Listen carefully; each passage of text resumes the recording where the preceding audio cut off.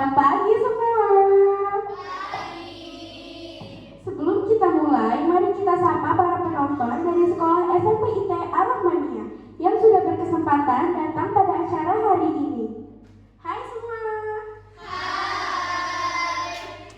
Saya Alila dan saya akan memandu diskusi panel hari ini dengan tema teknologi, karunia atau musibah. Tema ini sangat relevan dengan kehidupan kita sehari-hari karena teknologi membawa perubahan besar dalam berbagai aspek kehidupan. Di satu sisi, teknologi telah membawa banyak manfaat dan di sisi satunya, teknologi juga telah menimbulkan berbagai masalah. Pada diskusi panel hari ini, kita akan mendengar pandangan dari para ahli dan panelis tentang peran teknologi di kehidupan kita. Mari kita diskusi ini dengan pikiran terbuka dan semangat untuk belajar dari satu sama lain. Saya berharap diskusi ini bisa memberikan wawasan baru dan inspirasi bagi kita semua. Baik di kanan dan kiri saya sudah menghadirkan dua tim ahli dan dua panelis yang akan membantu kita terkait diskusi panel hari ini. Di sebelah kanan saya sudah hadir seorang ahli IT, Julia, dan didampingi oleh seseorang pengusaha online, Fatimah. Nah, di sebelah kiri saya hadir pula seseorang ahli psikologi, Dr. Helvi, yang didampingi oleh seseorang siswa SMP IT Ar-Rahmaniyah, Rara. Oke, pertama-tama mari kita mendengarkan terlebih dahulu dari sisi pandang sebelah kanan saya, yaitu ahli IT. Selamat siang Julia, bagaimana kabarnya? Alhamdulillah baik. Menurut pandangan Julia nih, sebagai ahli di bidang IT, apakah internet merupakan karunia yang membawa manfaat besar, ataukah musibah yang menimbulkan berbagai masalah? Menurut saya, internet itu karunia yang luar biasa loh. Dengan internet kita bisa mengakses informasi dari seluruh dunia dan bisa berkomunikasi dari orang-orang dari berbagai belahan dunia dan melakukan banyak hal yang lebih mudah dan efisien. Dalam sisi pendidikan, internet bermanfaat untuk para siswa saat mereka tidak mengerti tentang suatu mata pelajaran yang mereka pahami, mereka bisa mempelajari lebih dalam tentang hal tersebut. Dalam sisi pekerjaan, internet juga sangat penting, misalnya berjualan online saat COVID-19 melanda dan membantu usaha UMKM yang sedang terpuruk. Dari sisi budaya, internet juga berperan penting dalam menyebarkan informasi terkait keberagaman budaya Indonesia kepada warga negara asing. Terima kasih. Oke, terima kasih Julia atas penjelasan yang sangat lengkap mengenai manfaat internet di bidang pendidikan, pekerjaan, dan budaya. Sekarang, mari kita dengarkan pandangan dari sisi psikologi. Silakan. Baik, terima kasih atas kesempatannya. Dari sudut pandang psikologis, internet seperti pisau bermata dua. Satu sisi, internet bisa menjadi teman yang membantu kita mencari informasi tentang kesehatan mental, ngobrol di forum yang sportif, bahkan sekarang terapi bisa dilakukan secara online. Jadi, sebagian orang internet itu seperti penyelamat. Namun di sisi lain, kalau berlebihan, internet juga bisa menimbulkan masalah. Misalnya, ada yang menjadi pecandu media sosial, seperti layaknya seorang pemabuk yang kecanduan dengan minuman keras, atau malah merasa hidupnya kurang karena terus dibandingkan diri sendiri dengan orang lain di platform media manapun. Belum lagi soal cyberbullying dan stres karena terlalu banyak menerima informasi. Intinya, dari sisi psikologi, internet tidak sepenuhnya baik.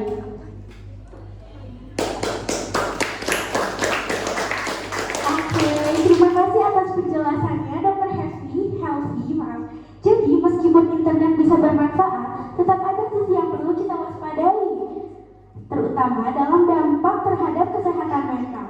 Sekarang, mari kita dengarkan pandangan dari sisi pengusaha online. Silakan Ibu Fatimah.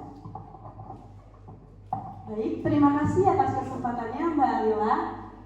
Seperti yang sudah dikatakan Mbak Julia, teknologi sudah sangat membantu saya, terutama di masa COVID-19.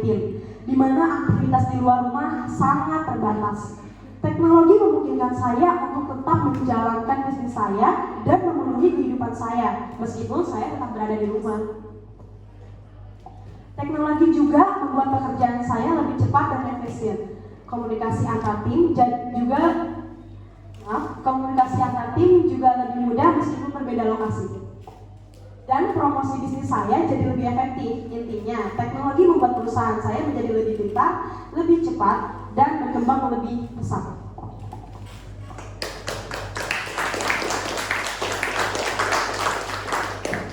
Wah, jadi teknologi sangat membantu dalam situasi yang tidak mendukung ya.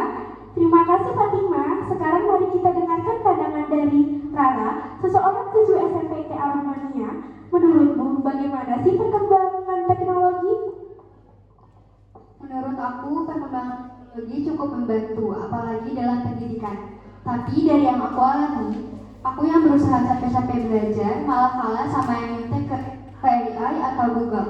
Itu malah bikin nilai mereka naik. Sementara aku yang udah berusaha belajar buat nilai aku lebih bagus malah kalah sama mereka. Itu membuat aku down dan kehilangan semangat belajar karena aku merasa sia-sia untuk belajar. Terima kasih Rara atas pandangannya. Semoga kecurangan dalam ujian tidak terjadi lagi ya di masa depan. Sepertinya sudah banyak pertanyaan ya yang tersimpan untuk teman-teman yang ingin bertanya. Silakan mengangkat tangan untuk mengajukan pertanyaan. Silakan saudari perkenalkan nama dan ajukan pertanyaannya. Assalamualaikum warahmatullahi wabarakatuh. Saya Syarita Anata Putri, bisa dipanggil Luna. Di sini saya ingin mengajukan pertanyaan mengenai bidang pekerjaan kepada Ibu Fatimah. Nah, karena sebagai siswi, saya ingin memiliki usaha dan penghasilan sendiri agar di masa depan saya tidak selalu bergantung kepada orang tua. Langsung saja ke pertanyaannya. Dapatkah perkembangan teknologi dianggap bermanfaat dalam menciptakan peluang ekonomi baru bagi generasi muda? Baik, terima kasih atas kesempatannya. Wassalamualaikum warahmatullahi wabarakatuh.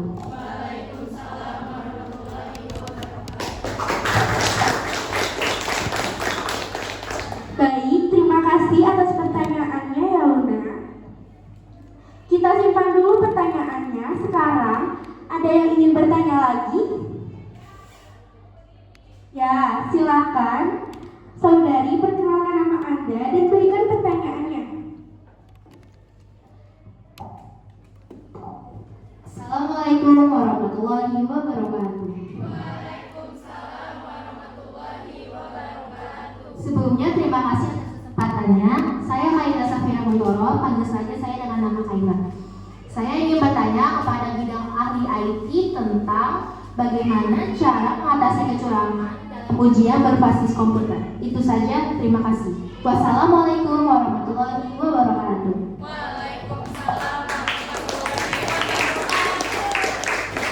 Baik, terima kasih atas pertanyaannya Kaila. Apakah ada yang ingin bertanya lagi? Ya, silakan saudari.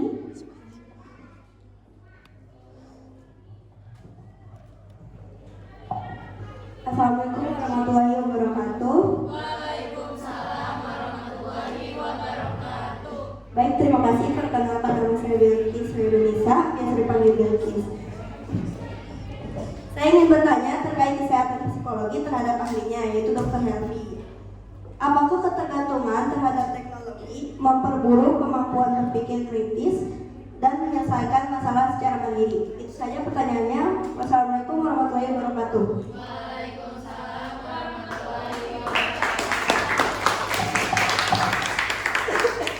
Baik, terima kasih atas pertanyaannya dari saudari Bilqis yang sangat menarik dan relevan.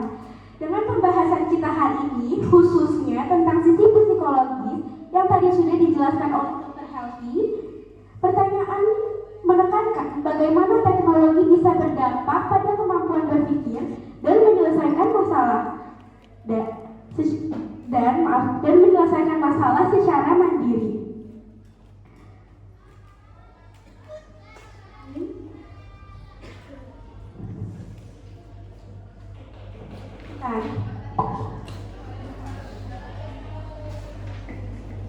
Baik, kalau begitu, mari dengarkan tanggapan dari para panelis. Pertanyaan-pertanyaan yang telah disampaikan tadi oleh Luna, Kayla, dan Bilkis. Kita mulai dari sisi pro terlebih dahulu. Silakan Ibu Fatimah sebagai pengusaha online. Bagaimana pendapat Ibu mengenai pertanyaan dari Luna yang ingin membuka usaha di usia muda dan bertanya, apakah teknologi bisa menciptakan peluang ekonomi bagi generasi muda? Terima kasih atas pertanyaannya Luna ya. Menurut saya, tentu saja teknologi sangat bermanfaat dalam menciptakan peluang ekonomi baru, terutama bagi generasi muda. Sekarang, siapapun bisa mulai usaha dari rumah hanya dengan modal HP dan koneksi internet. Banyak platform e-commerce, media sosial, bahkan aplikasi pembayaran yang mendukung bisnis kecil. Jadi, Luna, kamu punya kesempatan besar asalkan kamu mau belajar dan konsisten.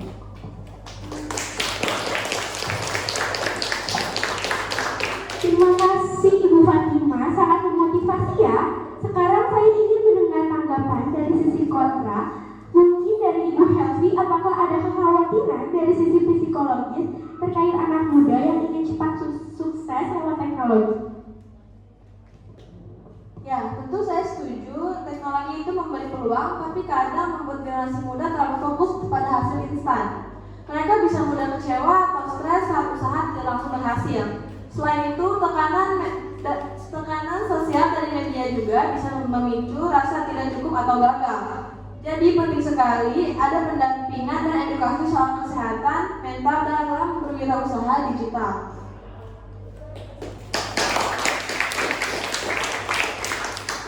Terima kasih atas pandangannya Ibu Helvi. Sekarang kita beralih ke pertanyaan dari Kayla tentang bagaimana mengatasi kecurangan dalam ujian berbasis komputer. Silakan Ibu Julia, bagaimana teknologi bisa membantu mengatasi hal ini?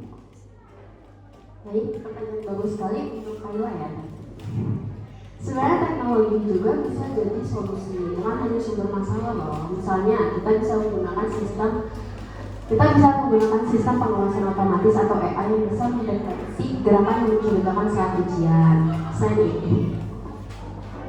itu, ujian juga bisa dibuat berbasis pemahaman, bukan penghafalan, agar tidak mudah dicari jawabannya di Google. Jadi teknologi bisa digunakan untuk mendukung kejujuran, bukan malah jadi alat curang. Baik, terima kasih. Menarik sekali, terima kasih Bu Julia.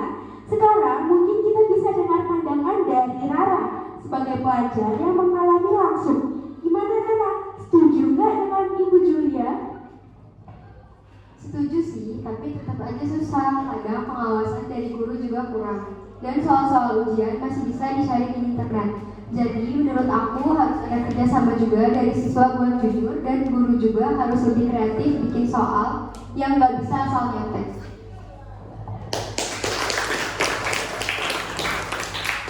Betul sekali Rara, terima kasih. Sekarang kita ke pertanyaan terakhir dari Bilkis. Tadi tentang apakah ketergantungan teknologi bisa memperburuk kemampuan berpikir kritis. Silakan Ibu Helvi dulu menanggapi dari sisi psikologi. Ya, Bilkis benar. Kalau kita terlalu sering mengandalkan teknologi, misalnya langsung tanya AI atau search di Google tanpa mikir dulu, lama-lama otak kita jadi malas berpikir, sama kayak otot. Kalau nggak dilatih terus, bisa lemah. Jadi penting banget kita tetap latih logika dan kreativitas secara manual. Terima kasih. Terima kasih Ibu Helvi. Mungkin Ibu Julia ingin menambahkan dari sisi pro? Tentu, saya percaya teknologi bisa memperkuat kemampuan berpikir kritis kalau digunakan dengan benar. Misalnya, banyak platform yang menyediakan soal logika, coding, problem solving yang bisa melatih otak. Intinya bukan salah teknologinya, tapi bagaimana kita menggunakannya. Terima kasih. Baik, terima kasih atas tanggapannya dari semua panelis. Sekarang banyak wawasan yang bisa kita ambil hari ini, mulai dari manfaat teknologi di dunia usaha, tantangan etika di dunia pendidikan, hingga dampaknya terhadap mental dan kemampuan berpikir kita. Baik, sebelum kita tutup, mari kita tarik kesimpulan dari diskusi hari ini. Kita mendengar berbagai pandangan dari sisi pro dan kontra mengenai teknologi. Dari sisi pro, para panelis menekankan bahwa teknologi, terutama internet, membawa banyak manfaat dalam bidang pendidikan. Teknologi memudahkan akses informasi dan memungkinkan pembelajaran lebih fleksibel.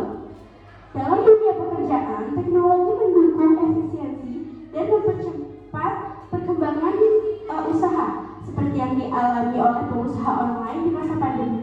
Bahkan dalam bidang budaya, teknologi memungkinkan penyebaran informasi yang lebih luas.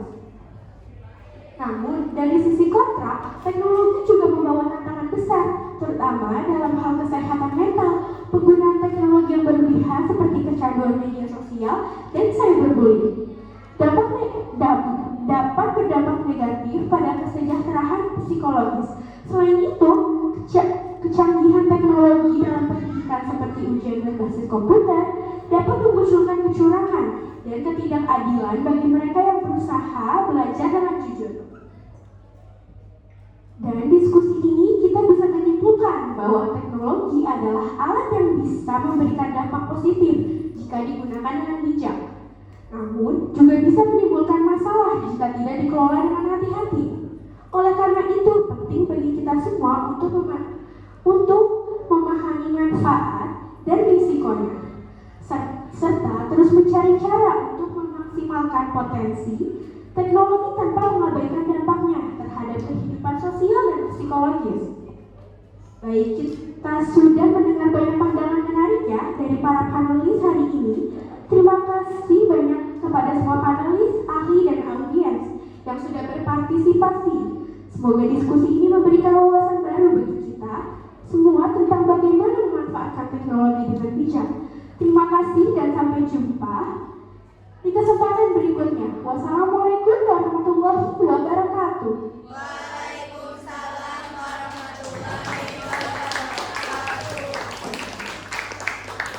Dan semuanya, selamat sampai berjumpa di